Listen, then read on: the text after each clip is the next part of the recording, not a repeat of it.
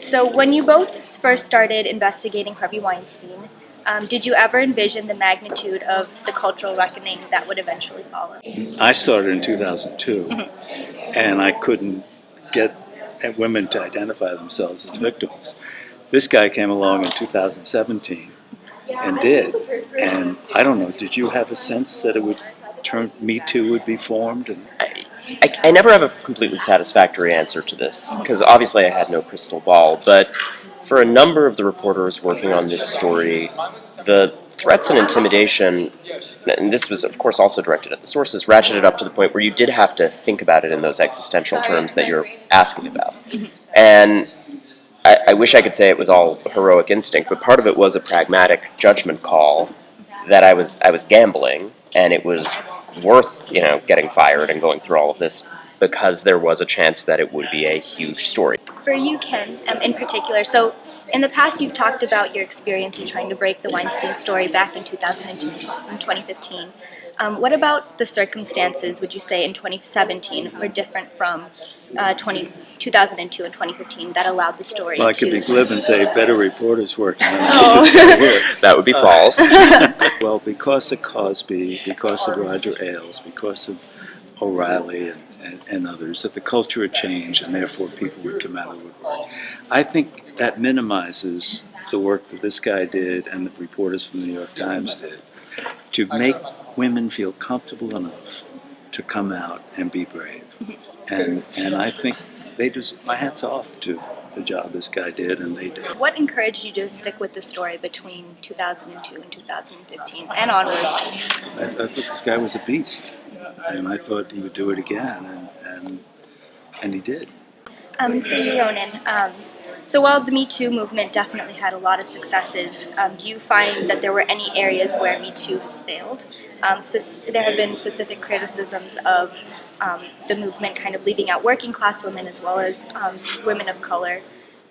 And do you find that the Me Too movement has kind of turned into a reshuffling of existing power dynamics? This activism and even the term Me Too was around a long time before these stories. Tarana Burke had been using that term and doing grassroots community organizing around this for years and years, so it's important to hat tip to those people who are really better equipped to answer the kind of question that you're asking about the movement dimension of it. I'm watching from the sidelines as a reporter. I have a much narrower job, which is just digging for the facts. I think that by and large the reporting around that movement has been really strong, certainly from major publications. We're seeing almost a renaissance of this kind of tackling of sacred cows and untouchable subjects through investigative journalism. So I'm really happy about that facet of it. Oftentimes there's competition between journalists to break a story first. But in the situation with Weinstein, your cooperation with Ronan helped expose years of abuse and misconduct. When, in your opinion, should journalists consider themselves brothers in arms, and when should they see themselves as competitors? Well, I think we are competitors, and I think competition spurs us to be aggressive, do a better job. But I think one of the things, and Ron and I were talking about this earlier, one of the things that actually I marvel at is the generosity between the New York Times reporters who I was calling him up and calling David Remnick the editor. I said, get the story up, beat the New York Times, But they came out a week before. They were both working on it. And he came out, and they were different stories, and yet they both coagulated and went at Harvey Weinstein and exposed what he had done. And yet they praised each other. It wasn't about sharp elbows. It was about, good job, Ronan. Good job, Megan and Jody. And that's really extraordinary, that kind of feeling of joy for his success and joy for their success. Well, it was a perfect storm of, the Times broke these incredibly important stories about sexual harassment. And then it really did add a very different dimension 5 days later that there were assault and rape allegations. And I think it flipped either way, the individual stories wouldn't have had the same impact.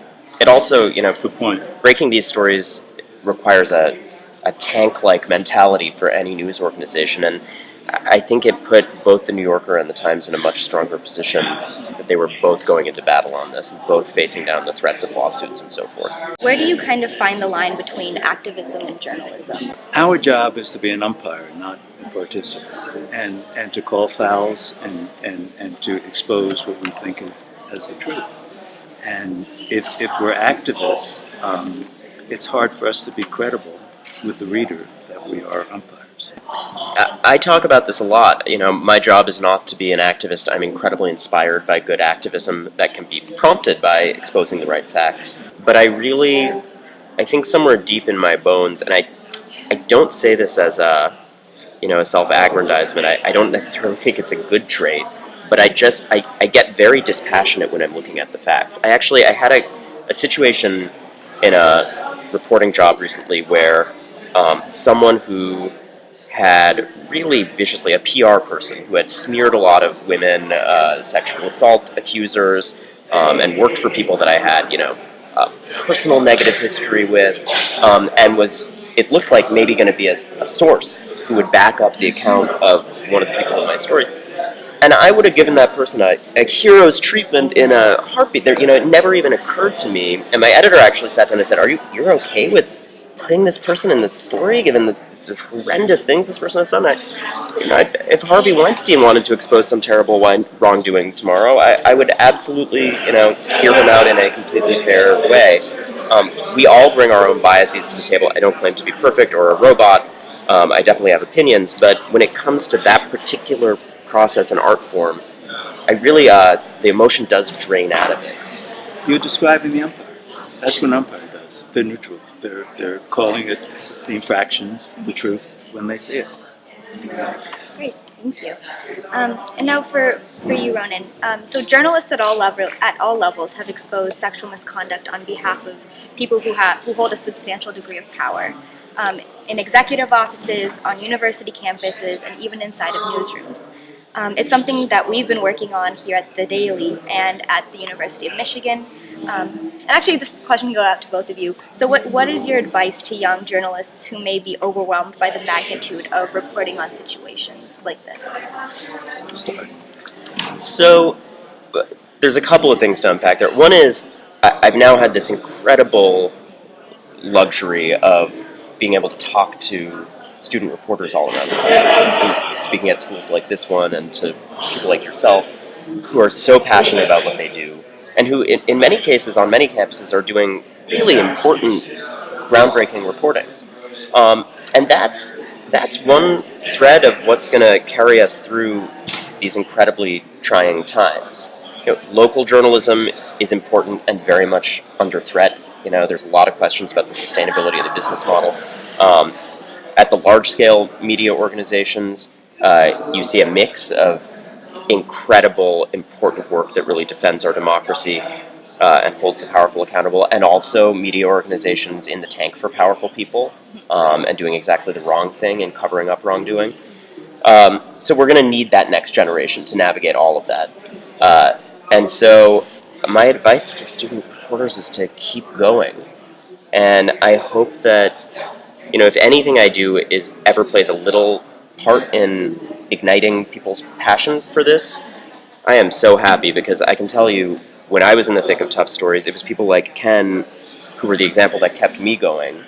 And particularly when you stare down a lot of those forces of suppression that I just mentioned, you need all the encouragement you can get. So again, going back to the Ken example, if I can replicate that and be for others what a lot of reporters I respect were for me in my most trying times, I hope I can be. And I get a lot of emails for student reporters, and feel free to reach out if you're dealing with a tough story, and I probably will have absolutely nothing helpful to say, but I'm always happy to try. I think if you're a student newspaper reporter and you follow this guy and what he's doing, you don't need speeches from him. You just look at his work, and his work will inspire you to say, I got to do something like that. Hey, I heard about this professor at the university here. And that's exactly what happened here. Yeah. After this guy broke stories in the New Yorker and the Times broke their stories.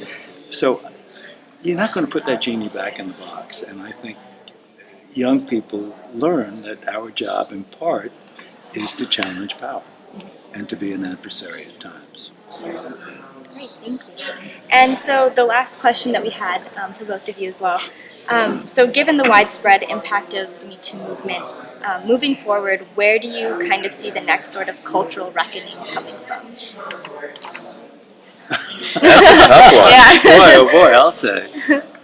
I mean, you can just go anywhere. I mean, Trump talked about draining the swamp, and yet, you look at people paying for his inaugural.